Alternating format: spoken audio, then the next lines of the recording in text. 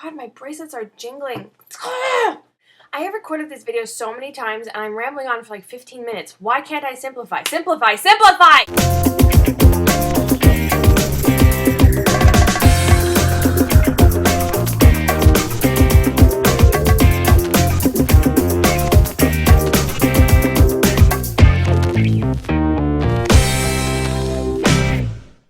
It is Tuesday, February 17th, 2009. Welcome to the Weight Loss Losers Why Week number 2.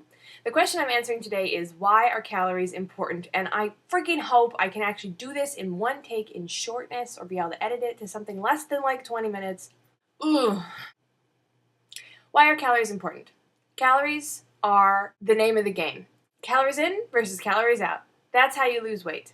So first of all, what is a calorie? A calorie is a measure of energy. A lot of people don't even understand it. They just know they got to count them. Calorie is a measure of energy. It's actually, when we talk about calories in food, we're talking about a kilogram calorie, which is the amount of energy it takes to heat 1 kilogram of water by 1 degree Celsius. Hey, metric system! So when we are measuring the calories in our food, we're actually measuring the amount of energy in our food.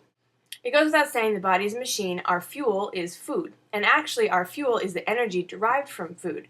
And the more energy we bring into our bodies, the more we have to burn off in order to stay at a level playing field.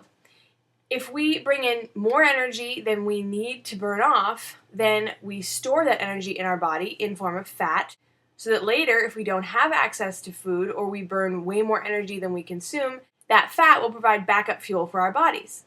So the only way to lose weight is to take in slightly less energy than what you need in order to live, and then that way the body is forced to use up the stores of energy in the body, known as fat, to survive, and that's how you burn the fat off of your body.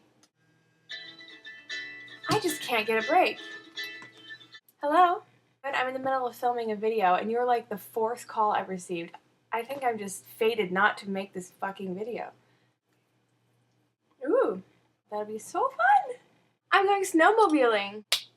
I totally forgot what I was saying. Come on, what was I saying? This has been a freaking comedy of errors. I have got texts and phone calls throughout trying to film this video. It's like an hour later. Can I just finish this? Oh my god. So the body is a machine, and different bodies or different machines are going to require different amounts of fuel. Your height, your weight, your age, your daily activity level, meaning how you are without exercise from day to day, is going to all determine how much energy you must consume. We all know this. So you need to find a calorie calculator online to figure out how much fuel, how much energy your body is burning just being and doing what you normally do.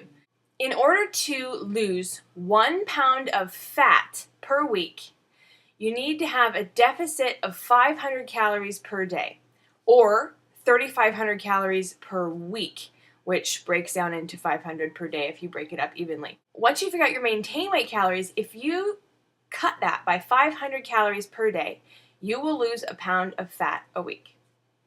Even if you don't see the change on the scale every week, because there are so many other fluctuating factors relevant to how your weight shows up on the scale, you will lose a pound of fat a week if you give yourself the 500 deficit a day, or 3,500 deficit a week. It's very unhealthy to cut all your calories down like to nothing for a couple days and then like eat maintain for the rest of the week. You're going to throw your body out of whack, and it's just totally unhealthy because you're starving yourself a couple days. So once you figure out your maintain weight calories, if you subtract it by about 500 a day, you will lose a pound of fat a week. Whether you see it on the scale or not is not important. What matters is you're actually burning fat off of your body. Now, a lot of people ask, what do I do when I exercise? It's too complicated to figure out the calories when I exercise. I have to go back into the calculator and change my activity level. No. Once you know your maintain weight calories and you've cut it by 500, now you know what you need to be eating every day in order to lose a pound of fat a week. When you exercise, however many calories you burn while exercising, you can eat on top of your losing weight calories. Because you've increased the amount of calories your body has burnt, you then can increase the amount of calories that you're eating, as long as you still have that 500 deficit. For an example, let's use me. Let's say that I burn naturally 2,000 calories per day. 2,000. If I eat 2,000 calories per day, I will maintain my weight. If I lower the amount of calories I eat by 500, so I'm eating 1,500 calories a day, then we've got that 500 deficit and I will lose weight. Now, if I go running and I burn 500 calories, that brings my calorie expenditure up by 500.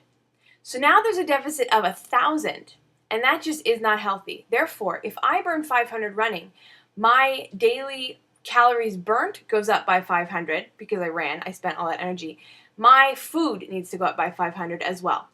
We're still maintaining the 500 deficit, but everything's been raised by the amount of calories I exercised. So if you normally eat 1,500 calories a day to lose weight, and you do an exercise and the machine tells you you burnt 300-ish calories, then you can eat 1,800 calories that day. If the machine says you burnt about 1,000 calories, you can eat 2,500 calories that day.